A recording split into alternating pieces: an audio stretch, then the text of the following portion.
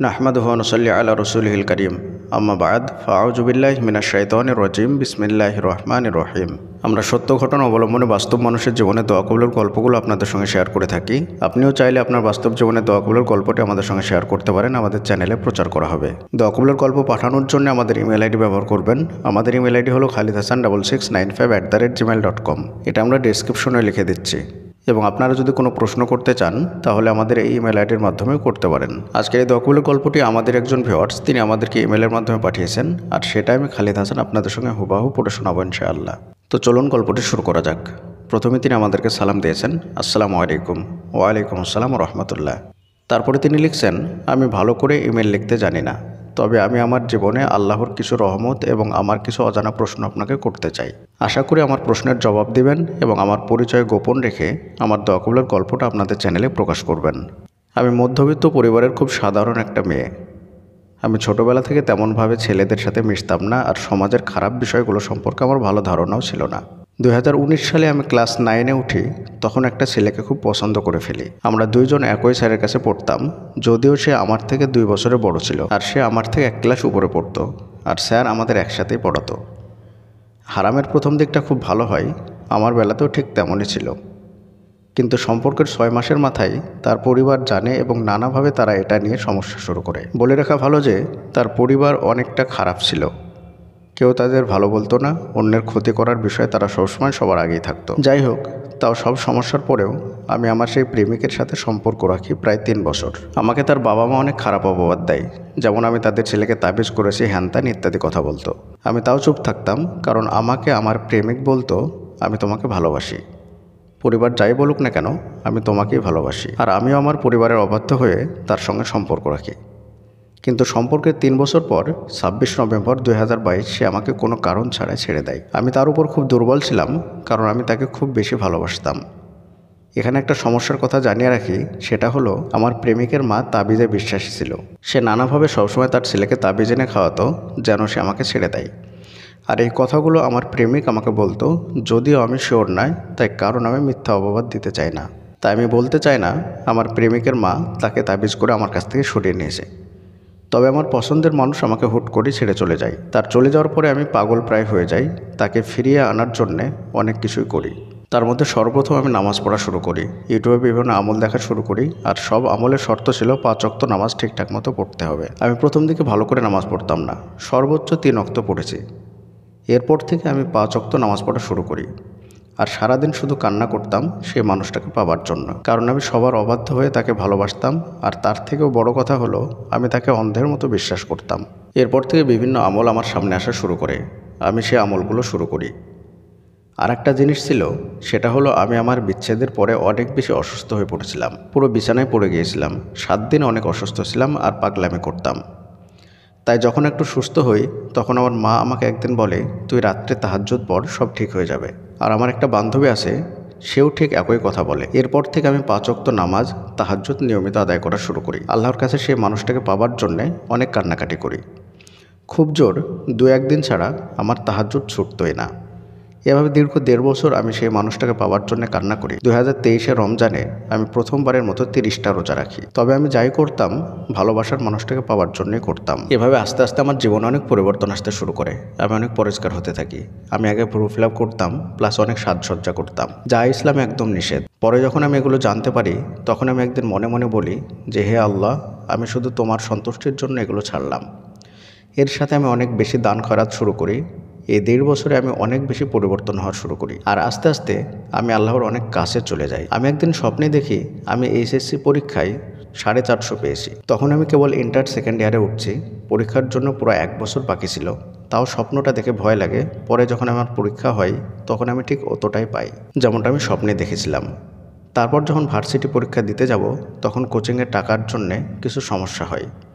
আমি ইস্তেখারা নামাজ পড়ি আর দোয়া করি, যদি চান্স না পাই তাহলে যেন টাকার ব্যবস্থা না হয়। তখন টাকার সাহায্য কোথাও পাইনি এবং আমার কোথাও চান্সও হয় নাই। আমি তখন আমার প্রেমিকের বিষয়টা নিয়ে খুব হতাশ ছিলাম, আর নামাজ পড়তাম, তাহাজ্জুদ পড়তাম, আর আমার প্রাক্তন প্রেমিকের স্বামী হিসাবে চাইতাম। আমি এই 1.5 বছর ধৈর্য ধরে শুধু তাকিয়ে চেয়েছি।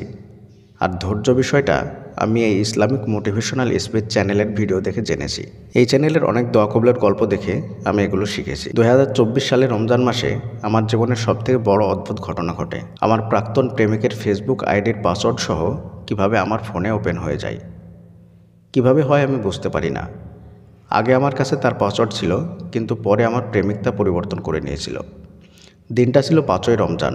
আমি এই আইডি লগ ইন হওয়া দেখে অবাক হই, কারণ এটা হুট করে আমার চোখের সামনে একা একা অন হয়ে যায়। আমি কোনো ধরনের কোনো চেষ্টাও করি নাই, বা ওর আইডি আমার ফোনে ছিল না যে পাসওয়ার্ড দিয়ে ঢোকার চেষ্টা করব। আর 1.5 বছর পর তো প্রশ্নই আসে না।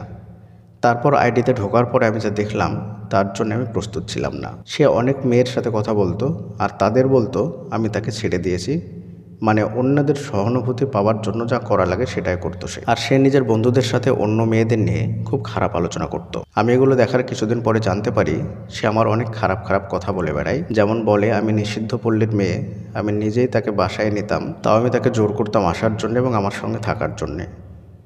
এগুলো শোনার পর আমি আল্লাহর কাছে খুব কান্নাকাটি করি আর দোয়া করি আমি যেন তাকে ভুলে যেতে পারি। আর আলহামদুলিল্লাহ আজকে 4-5 মাস যাবৎ আমি খুব ভালো আছি, আমার আর তার কথা মনে পড়ে না। এখন আমি আল্লাহর একজন নেককার বান্দি যে সবসময় শুধু একটাই কথা ভাবে, জীবন চলে যাক তাও আল্লাহর বিধানের অবাধ্য হব না। এখন আমি যা করি সব আল্লাহর সন্তুষ্টি লাভের জন্য এবং জান্নাতের আশায়। যে আমি নিজের প্রেমিককে পাওয়ার আশায় নামাজ শুরু করেছিলাম, সে আজ বিশ্ব রবের সন্তুষ্টির জন্য ইবাদত করি। এটাই হলো আল্লাহর রহমত আর হেদায়েতের মহিমা। দোয়া করবেন যেন ঈমানের সাথে মৃত্যুবরণ করতে পারি আর খুব তাড়াতাড়ি একটা উমরা করতে পারি, কারণ আমি চাই সম্পূর্ণরূপে আল্লাহর নৈকট্য লাভ করতে। প্রিয়দিনী ভাই এবং বোনেরা, তার দোয়া কবুলের গল্পটা এ পর্যন্তই, এবং শুরুতেই তিনি বলেছিলেন যে তিনি একটা প্রশ্ন করতে চান। সেই প্রশ্নটা তিনি নিচের দিকে করেছেন। চলুন আমরা প্রশ্নটা দেখে আসি এবং এর উত্তরটা দেওয়ার চেষ্টা করবো ইনশাআল্লাহ। তার প্রশ্নটা তিনি লিখছেন, খালিদ ভাইয়ার কাছে জানার জন্য আমার একটা প্রশ্ন। আমার জীবনে আর একটা জিনিস নিয়ে ইদানিং খুব বেশি টেনশন হয়, আর সেটা হলো আমার একটা চাচাতো ভাই আছে। ও মূলত আমার বাবার চাচাতো ভাইয়ের ছেলে, আপন চাচাতো ভাই না। ওকে আমার অনেক ভালো লাগে। আমি জীবনে এত কষ্ট পাওয়ার পরে দ্বিতীয়বার এগুলা সব ভুলে আমার সেই চাচাতো ভাইয়ের সাথে বিয়ে করে জীবন শুরু করতে চাই। এখন আমি কি তাকে পাওয়ার জন্য আল্লাহর কাছে দোয়া করতে পারবো? আমার এই ভাইয়াটা ইসলামিক মাইন্ডের, আর আমার জানা মতে সব দিক থেকেই ভালো সে। আমিও চাই না হারাম সম্পর্ক, আর ভাইয়াও চায় না। ভাইয়াও আমাকে পছন্দ করে, কিন্তু আমি এখন বুঝতেছি না কি করব। আল্লাহর কাছে ওকে পাওয়ার জন্য দোয়া করব নাকি করব না। জীবনে আরেকবার কাউকে পছন্দ হয়েছে, তাই খুব ভয় লাগে। ভাইয়া জীবনসঙ্গী হিসেবে চাইয়া দোয়া করলে যদি আল্লাহ নারাজ হয় তাইলে কি হবে, এ কথা মাথায় ঘোরে। এখন আমি কি করতে পারি, আমাকে একটু পরামর্শ দিবেন। আর ভিডিওতে আমার কাহিনীটা বললে এই গল্পটা বলবেন, এটা আমার আপনার কাছে প্রশ্ন। আশা করি আপনি ভালো আছেন আর আল্লাহর রহমতে সবসময় ভালো থাকেন, এটাই চাই। প্রিয়দিনী ভাই এবং বোনেরা, যাই হোক, তিনি যে প্রশ্নটা করেছেন সেটা হলো তিনি দ্বিতীয়বার তিনার চাচাতো ভাইয়ের প্রেমে পড়েছেন। এটাকে যদি সরাসরি প্রেম বলি তাহলে ভুল হবে, কারণ তার চাচাতো ভাইকে তার ভালো লাগে এবং সে বিয়ে করতে চায়, যদিও তাদের মধ্যে কোনো হারাম সম্পর্ক নেই বা জড়াতেও চায় না। জি হ্যাঁ, এই উত্তরটা আপনাদের সবার জন্য কাজে লাগবে। বিষয় হচ্ছে, যদি কাউকে পছন্দ হয় তাহলে অবশ্যই তার বাড়িতে বিয়ের প্রস্তাব দিতে পারেন এবং তার জন্য আল্লাহর কাছে দোয়াও করতে পারেন।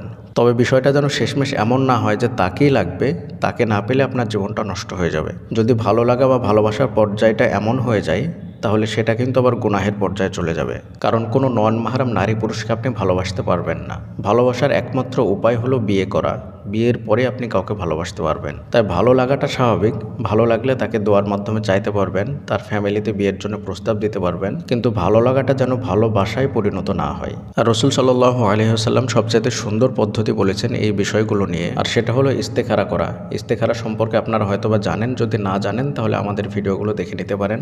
কারণ ইস্তেখারা মানেই হলো যে আপনার যদি কোনো জিনিস পছন্দ হয় বা ভালো লাগে তাহলে সেই জিনিসটা আপনার জন্য কল্যাণকর হলে আল্লাহ আপনাকে দিবেন, আর যদি কল্যাণকর না হয় তাহলে সেটার থেকে আপনাকে সরিয়ে নেবেন এবং আপনার থেকেও তাকে সরিয়ে নেবেন। এবং ইস্তেখারা রাসূল সাল্লাল্লাহু আলাইহি ওয়াসাল্লাম সাহাবাদেরকে এমনভাবে শিক্ষা দিতেন যেমনভাবে তিনি কোরআন শিক্ষা দিতেন। তাই আমাদের প্রত্যেকের উচিত যে কোনো জিনিস ভালো লেগে গেলেই তার জন্য আল্লাহর কাছে ইস্তেখারা করা। ইস্তেখারা করলে অটোমেটিক আল্লাহ তাআলা সেটা আমাদেরকে দিবেন অথবা আমাদের থেকে সরিয়ে নেবেন। কিন্তু আমরা যেটা করি, কোনো জিনিস ভালো লেগে গেল বা কাউকে ভালো লেগে গেল মানে তার জন্য সমস্ত দোয়া, তার জন্য সমস্ত ইবাদত, সমস্ত কিছু করতে থাকি এবং পরিস্থিতি এমন বানিয়ে ফেলি যে তাকে না পেলে মরেই যাব।